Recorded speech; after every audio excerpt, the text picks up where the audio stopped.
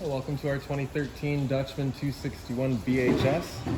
Starting right in the back bumper here. If you just pull this plug out, reach in a little bit, we got your sewer hose in here.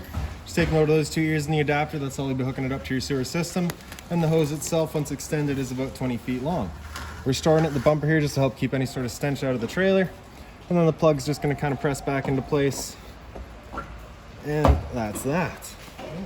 So right here you can see you've got your 30 amp connection here. Just gonna pop that open. You get that little prong down in the bottom there. It's gonna line up with that notch there. Just kind of press it in, give it a little 1/8 turn, locks it into place. Then you get that threaded collar in the back to really lock it down. Following that cord back, you can see standard 30 amp end there. Most campsites are gonna have that. You can plug straight on in and you're good to go. We do also provide you with a 15 amp adapter so you can go from a 30 down to a 15. That way you can plug in at home to charge your batteries or run your fridge. Up top here, you've got a cable and satellite inlet. So you're just gonna take a coax cable, plug it into there. That'll power up at your TV location. Below that's a city water connection. So you're just gonna take your water hose, plug it into there, turn on the water, and that'll pressurize the water lines throughout the unit. And below that's a little spray port. So right in this little storage compartment here, just has a little finger on the side there, just holds it open for you. And then right in here, you just get this little hose here. So you got that quick fitting right there. You're just gonna push that collar back, press this fitting into that, let it lock into place. You can see that's locked in there. And then you've got your cold water out at the end here, right? Now there's no hot here, it's just cold, and it's just the standard garden hose fitting, right? Just gonna pull that out, and before you put it back away, I like to just open it up, let it string out, let it drain itself out. Just that way you're not getting any sort of water in the trailer unnecessarily. Right? Now we're just gonna put it back away. Okay, also in here, that little bag there has a couple of sewer hose fittings. They were all clean, so I've decided to leave them here for you. If you need them, you got them. And right down here, you've got your sewer fitting, or sorry, your actual sewer connection. You just got this little cap there. You're just gonna turn that, pops on off of there. You can see it's got the same 2 ears as your hose, attaches the same way. Just press it in, turn it, locks in there. On the left, you got a gray valve. On the right, you got a black. So when it comes to dumping your tanks, you're gonna wanna do that black tank first. The reason for that being is your black tank is filled from your toilet, so that's gonna be your dirtiest water. We'll let that go out first. Once that's done, we'll come to the gray, which is filled from your sinks as well as your showers. So typically cleaner water, and pull that last and just help allow that drain out last, just help keep that hose as clean as possible. Also inside your storage compartment here, we've got the water hose for you, as well as the park adapter. So your 30 amp end into there, 15 amp into your standard outlet. And also right in there, we've got another water hose there for you. Again, previous owner had left it and it was clean, so I've left it there for you as well. Close that back up. We can make our way down. To the front of the unit, we've got one end of your storage compartment here. So that just flips on open. Same finger at the top there holds it open. And then right here, you've just got a couple of adapters there. So this jack right here is gonna be the manual override for your tongue jack up front. It'll also do your stabilizer jack, power stabilizer jacks here. So this jack right here is gonna be your manual override for your slide out. So if that ever stops working on you, you can still run it in and out. And that's about it. So for the actual stabilizers here, we do have a power switch for it just on the other side. So we'll get there in a minute. Close that back up. Around front of the unit, inside of this black box here is your battery. So as long as you're plugged in through the short cord in the back, this battery is charging for you, as well as through your 7-pin into your tow vehicle, also charging the battery. Propane tank cover here, so you just got those 2 knobs, just push them back, open it up, and you got access to your 2 valves there. I'm just gonna pull it off in the video though. And then in the back here, you can see your changeover. So we're currently pointing over to this tank right now. So we're drawing off of this tank. We'll just open that up. And then if it would ever stop working, you'd just be closing it off, flipping over to the other side, and run off of this one. So you can't really see it, but there is a little sight glass there. It should be green right now, just letting us know that propane is present in the system. If it were to ever go red, it's just letting you know there's no longer any propane there. It's just gonna flip over to the other tank while you get the one filled. It's power tongue jack here, the little light switch on the left there, turns the light on, and then up is down and down is up. Over on the side here, you've got the other end of your storage compartment. So straight through to the other side. And here's where we have your switch for your stabilizers. So you're basically just pressing and holding extend. These guys will come down to the ground and they'll contact. But once they contact the ground, you just want to give them another second or so. You'll just hear the motors kind of firm up, and that's all you're looking for. Now these guys won't level your trailer. You can see I've got my foot right underneath there and it just kind of equalizes. So they're just stabilizers, they're not leveling.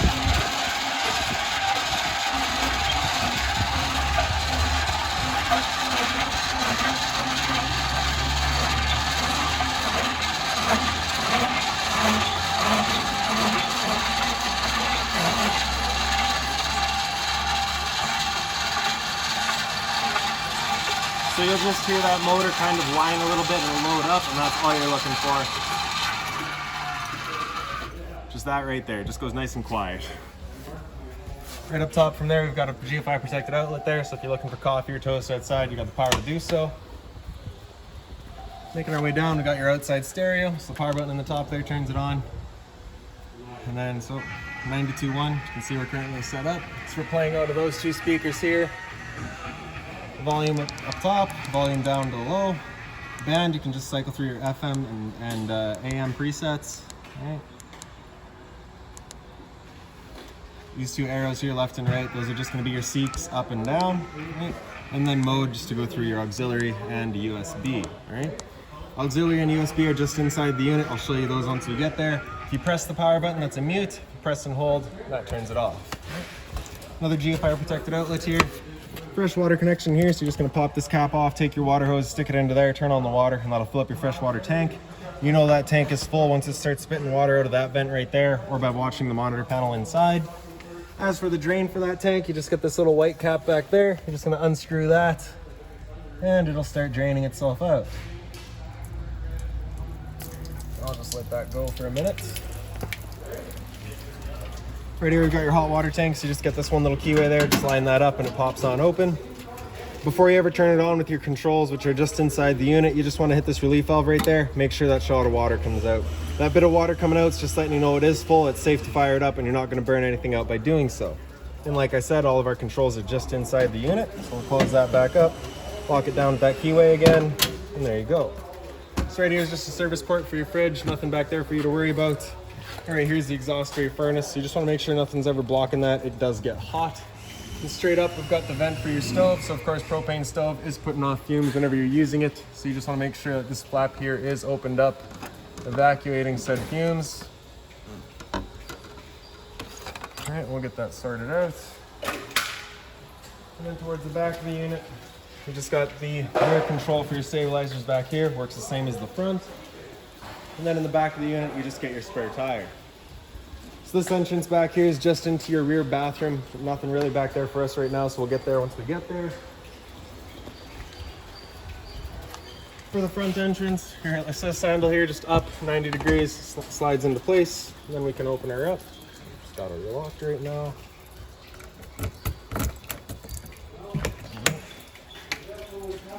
So in the back, same thing with both doors. You just get this little T-latch there. It's just going to fall into that, hold it open for you. Then you can just grab your step here, pull that handle on out, and this step on out as well. And we can make our way inside. So right inside on your left there is your fire extinguisher. It's standard, pull the pan point and shoot.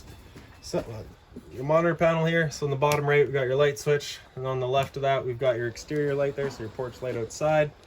Straight up top in the center here, we've got your slide out switch. So we'll just press and hold out, and that slide will make its way out.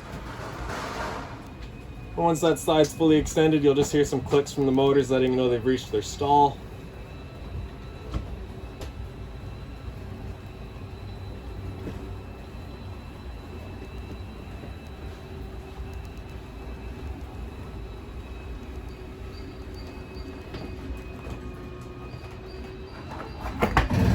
Just like that.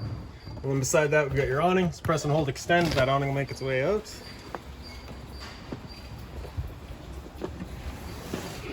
So once that awning's fully extended, you should see a white flap at the end come down, and then you'll be able to see the gray of the metal tube. And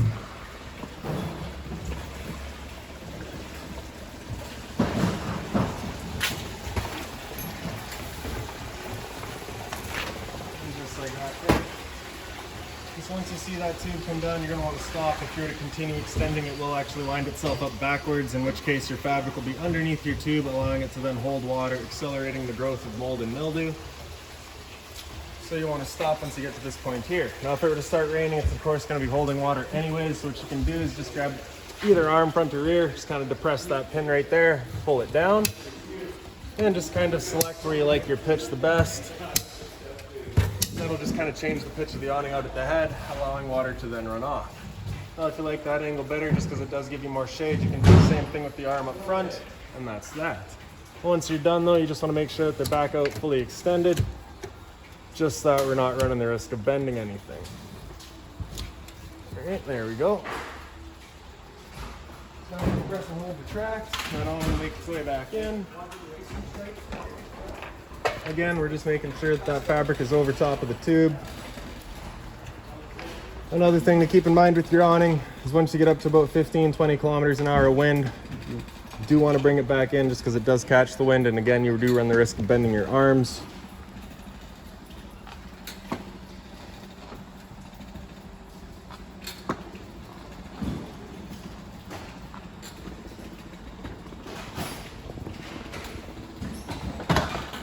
And there we go. So down here in the bottom, we got your water pump. So turn that switch on, turns on your water pump, drawing out of your freshwater tank to pressurize your lines. And then beside that, we've got your two hot water tank controls. So on the right there, you've got electricity, just turns it on with electricity, simple as that. And on the left, we've got it on with gas. So the way that works is it's basically on an automatic 3-try board. It'll try 3 times to fire up. If after that 3rd try it hasn't fired up, you're just gonna get that little check light there. At that point, you'll just be turning it off and back on to reset it and let it try again. If it still doesn't fire up, just make sure you've got propane.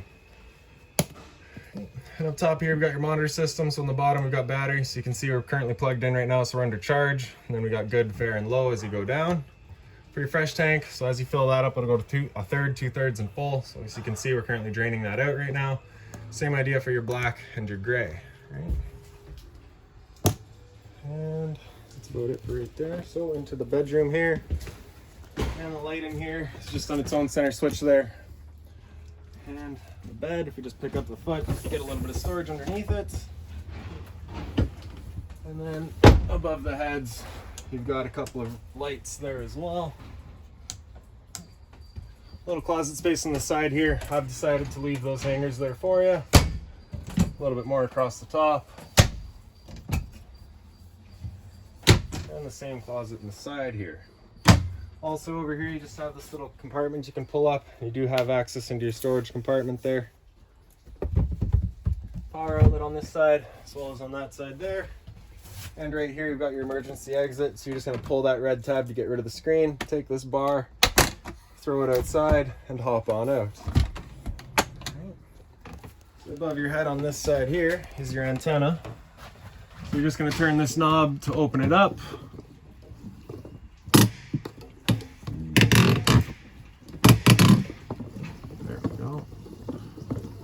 Right, once it's fully extended, it just kind of stops there, and then you can just pull down, turn it, looking for your best reception. Wherever you got it best, you can just let it sit there. Before you go traveling again though, you just want to make sure that those 2 arrows here are lined back up, and then we can bring it down. So those 2 arrows there just ensure that the antenna itself is lined up with its V channel as it comes down, just that it doesn't go swinging around on you while you're traveling. And that's that. Your entertainment area here. So this TV does turn. If your 2 pocket doors here, if you've got them closed, you can turn this TV right around, and the mirror that's on the other side faces the living room here. Just spins, super simple. Just on the side of it here, I don't know if you can quite see it there, but you have that little green light. There's a little black button beside it there. So that's just your booster for your antenna. Turn it off and on. So if you have poor signal, you can turn that on to clear it up. It'll also help with your stereo here. Just the power button there, turn it on. All right, volume on the left here. And on the right, you've got your Seeks, right? So the only thing hooked up here is speaker set A. B and C are both blank. Right?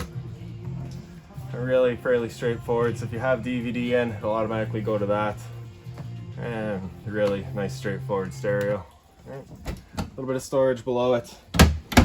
Below that, we got your converter. So just press the top and center, opens up. All of your breakers down the center there. Whenever a breaker breaks, it'll sit in the middle, so just turn it off and then back on.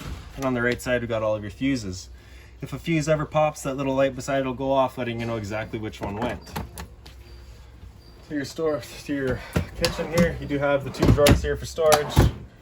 Also right up top here, if you just pop that open, USB as well as your auxiliary for your outside stereo there. Right. So this pouch has all of your owner's manuals, all of your keys, anything for the unit is right in there, as well as your keys there. Hot and cold water at your sink.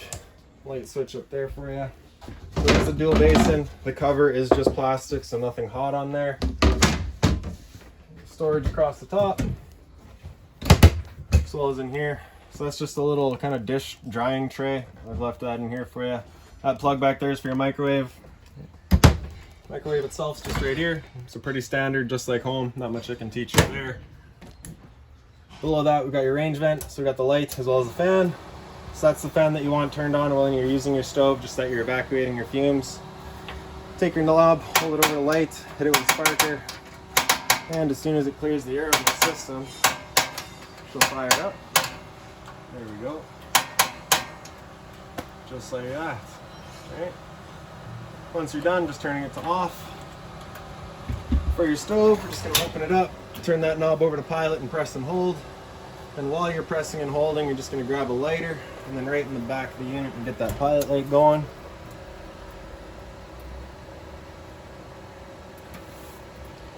So you can see it going there. Once you get it going, you just want to hold that knob in for another few seconds. And then you can release and it'll hold itself. Then you can just turn up to your desired temperature and she fires right up. Once you're done, you can turn it just to pilot and it'll hold just the pilot light for you. However, if you're done or if you're leaving the trailer, if you're going traveling, you just want to make sure it goes right off. Below that, this compartment here is pretty well just falling out of place, but that is access to your hot water tank if you're looking to winterize the unit yourself when it comes time. And then behind this drawer here, you can see we've got access to your your water pump there as well. So again, for winterizing, it's all just right there for you. But your fridge is pretty straightforward. Turn it over to auto. Turn on with auto. So it's first going to use AC power. If AC power is taken away, it'll automatically flip over to gas. Temp control is just on the side here. If you're out dry camping and you want it to run just off of gas, just have it on gas there. It'll fire up on propane. And as it says here, if that light's flashing, it's just letting you know it hasn't fired up. So at that point, just off and back on to reset it. Again, if it still doesn't go, just check your propane. So there's your fridge there, freezer above it, a little bit of storage above it as well. Storage beside. That's kind of a return air for your furnace down there, so you just want to make sure that's not completely blocked off. Right here, you've got your thermostat. There's the power button on the bottom there, turns it on. When it comes to your fan speed, unless you're just looking to move air, you're going to want to leave that on auto. If you just want to move some air around, you can select your high or low. Otherwise, we're just going to leave that on auto. Hit mode again. It'll come out of fan, it'll come into cool. Selecting our temperature with the plus minus. So that'll turn on the air conditioner. There we go.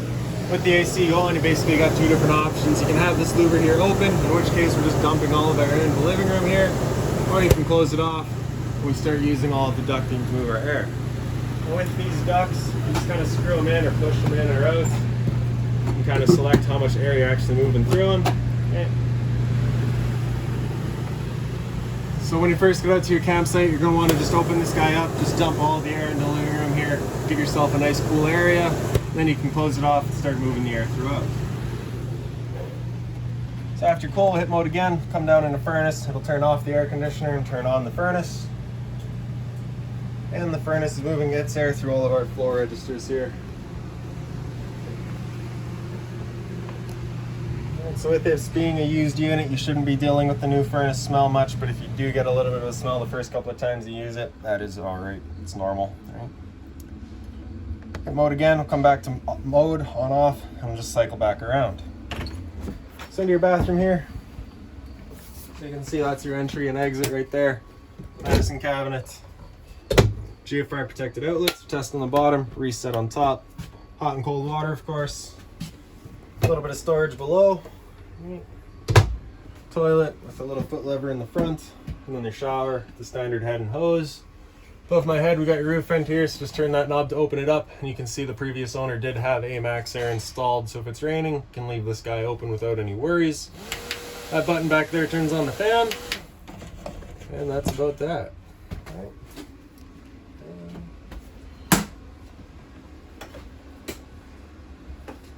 And then the two bunk spaces here.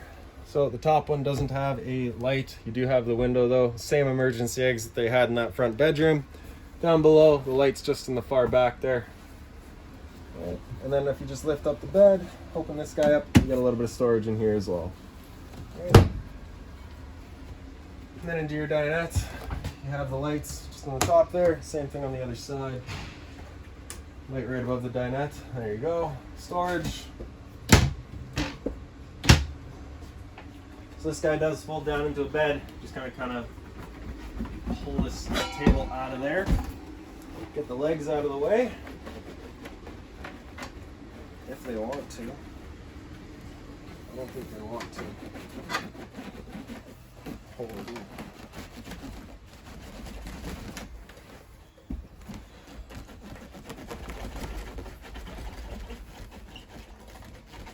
I don't think you have a bed here. Not anymore, at least. So I'll take a look into that once we're done this video here. But basically, you'd be taking your back cushion, your side cushion, fill over the dinette there, and that's your bed. And then on this side, same light, right? As well as a toilet paper, or sorry, paper towel dispenser. More storage across the top. And then for this couch here, you just take your two back cushions, throw them off to the side. Grab this back handle and flip it over. That's a bed there. And open this up. There's a storage compartment. And this box here has a brand new air mattress inside of it. So once you have this couch flipped over, you just be filling up that mattress to lay over top. Alright, two back cushions just going to come back in and plop into place. So lastly, above my head here, we've got your smoke detector. And then this one here is your CO2 detector. That might be backwards, but they work just the same. And then lastly is down here is your LP detector. So propane's heavier than air, it sits on the floor. This guy detects and starts going off just like your other detectors did. And that's about it. So if you've got any other questions on the unit, please feel free to give us a call, 204-237-7272.